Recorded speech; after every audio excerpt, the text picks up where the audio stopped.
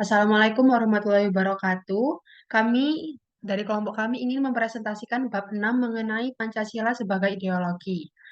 Kelompok kami beranggotakan saya Erina Azabal Rusdi dengan NIM 223, kemudian Aza Aziza Novalia Rizky Maulita dengan NIM 210, kemudian Nazwa Akila Widakdo dengan NIM 219, kemudian Niken Ayu Zahra Nabila dengan NIM 221, yang terakhir Ajeng Damayanti dengan NIM 225.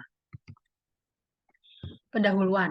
Ideologi merupakan pengertian yang positif, terutama sekitar Perang Dunia II, karena menunjuk kepada keseluruhan pandangan cita-cita, nilai, dan keyakinan yang ingin mereka wujudkan dalam kenyataan hidup yang konkret. Ideologi dalam artian itu dibutuhkan karena menganggap mampu membangkitkan kesadaran akan kemerdekaan, memberikan orientasi mengenai dunia beserta isinya, dan menanamkan motivasi dalam perjuangan masyarakat untuk bergerak melawan penjajahan, dan selanjutnya mewujudkannya dalam sistem penyelenggaraan negara. Istilah ideologis diartikan secara positif karena mengacu pada karakteristik, makna, dan fungsi. Ideologi yang diyakini mampu memberikan semangat dan arahan yang positif bagi kehidupan masyarakat yang harus berjuang melawan berbagai bentuk penderitaan dan kemiskinan.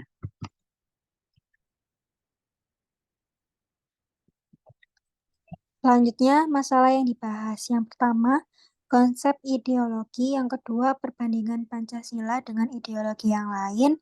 Yang ketiga, Pancasila sebagai ideologi terbuka. Yang terakhir, tantangan ideologi bangsa di masa depan. Selanjutnya, pembahasan pertama. Konsep ideologi. Secara etimologis bahwa ideologi berasal dari bahasa Yunani, eidos dan logos. Ideo berarti cita-cita dan logos yang berarti ilmu pengetahuan dan paham. Ideologi dapat dianggap sebagai visi yang komprehensif sebagai cara memandang sesuatu. Dalam KBBI 1995, ideologi mengandung 3 makna, yaitu yang pertama, kumpulan konsep bersistem, yang kedua, cara berpikir seseorang atau golongan, yang ketiga, paham teori dan tujuan. Ideologi dapat dikatakan sebagai sistem paham mengenai dunia yang mengandung teori perjuangan dan dianut kuat oleh para pengikutnya menuju cita-cita sosial tertentu dalam kehidupan. Namun, bagi sebagian kalangan ideologi juga dipandang memiliki sisi negatif.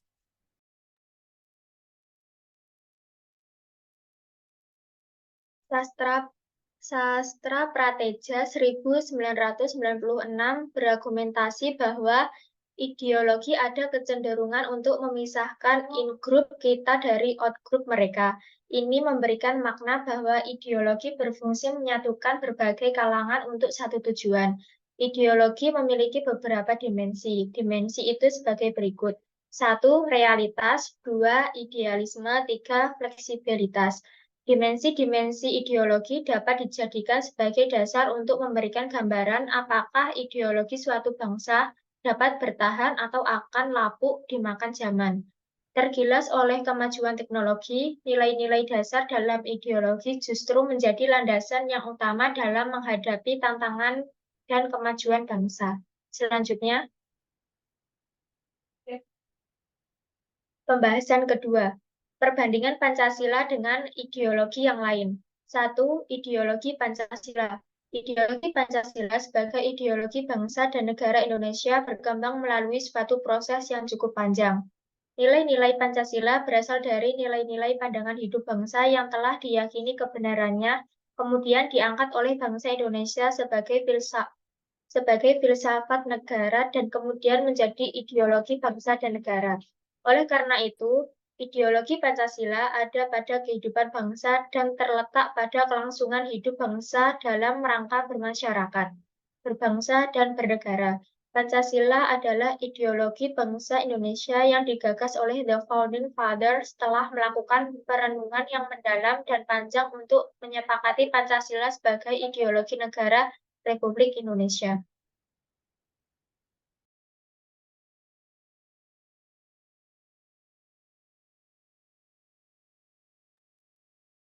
Yang kedua yaitu ideologi liberalisme.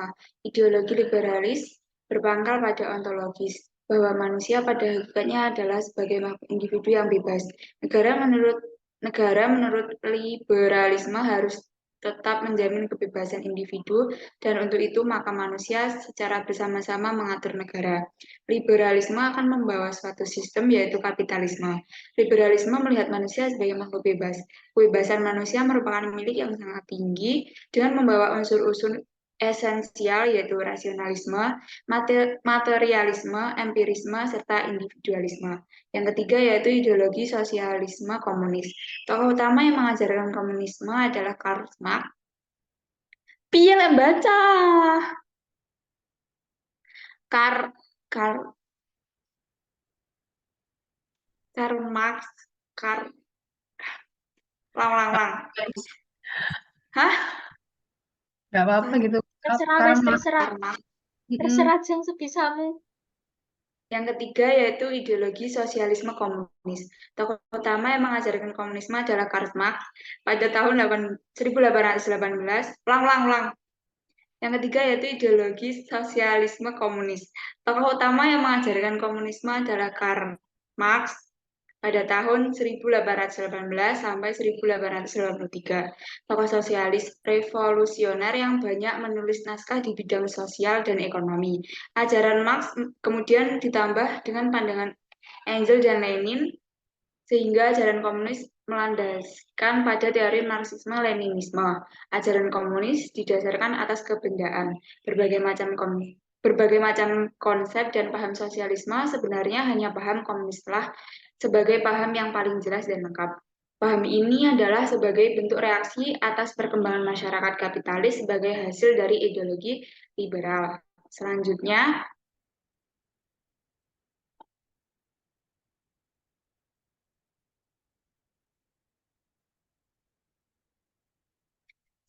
yaitu pembahasan 3 mengenai Pancasila sebagai ideologi terbuka. Hubungan ideologi dengan pandangan hidup dan filsafat menunjukkan bahwa ideologi berfungsi sebagai pandangan hidup, pedoman masyarakat dan bernegara, serta sebagai sistem nilai.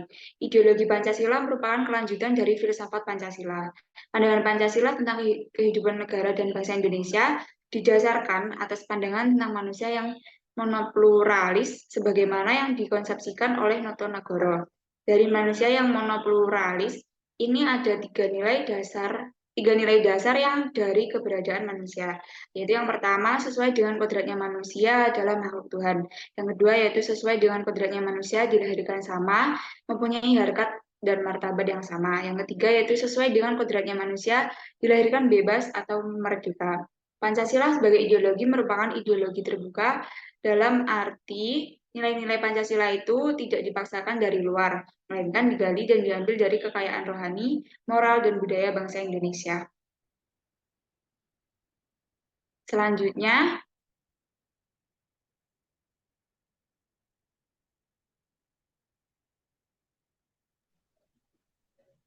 dalam menghadapi globalisasi yang ditandai dengan persaingan dan tuntutan demokratisasi, yang harus dilakukan bangsa Indonesia agar mampu bersaing adalah meningkatkan kualitas sumber daya manusia, baik kualitas moral, kualitas sosial, dan kualitas intelektual. Proses kreatif bangsa Indonesia adalah upaya bangsa untuk melakukan evaluasi diri secara terus-menerus. Keberanian meninggalkan aspek-aspek negatif budaya sendiri, serta bertanggung jawab. Peran kreatif manusia harus dipandang sebagai peran utamanya sebagai makhluk sejarah. Kewenangan kreatif yaitu yang pertama, kepekaan dan kepedulian terhadap lingkungan termasuk pasar yang dilayaninya. Yang kedua, kesanggupan untuk melayani orang lain secara tidak diskriminatif. Yang ketiga, kejujuran untuk melakukan evaluasi diri secara terus-menerus. Yang keempat, kekayaan imajinasi untuk menyediakan alternatif pemecahan masalah. Yang kelima, kecerdasan untuk menilai kelayakan rumusan pemecahan masalah tersebut. Baik, yang selanjutnya yaitu pembahasan UPAS. Astagfirullahaladzim.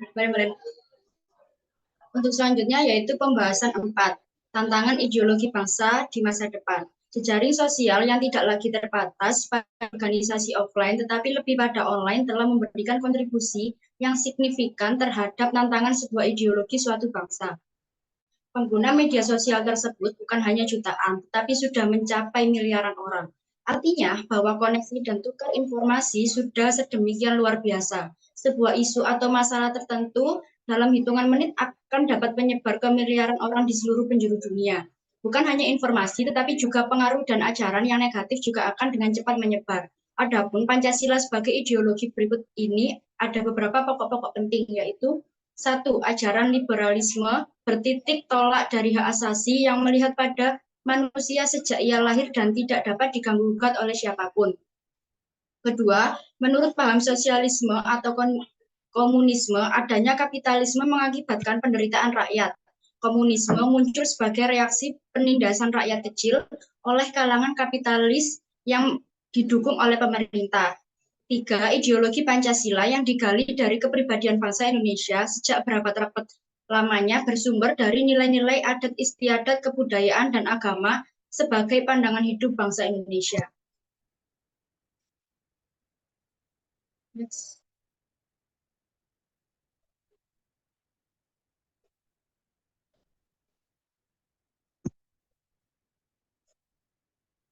Dan yang terakhir yaitu kesimpulan.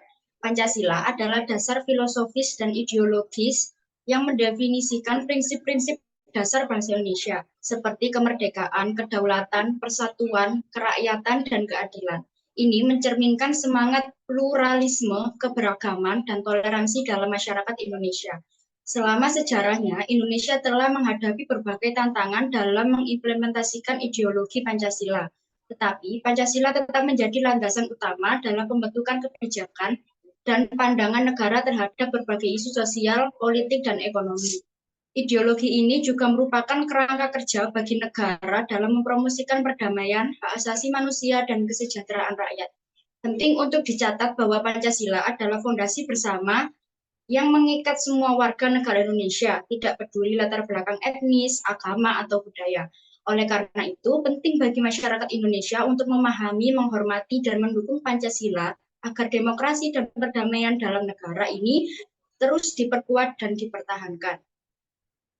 Sekian presentasi dari kelompok kami. Mohon maaf apabila ada salah-salah kata. Terima kasih. Wassalamualaikum warahmatullahi wabarakatuh.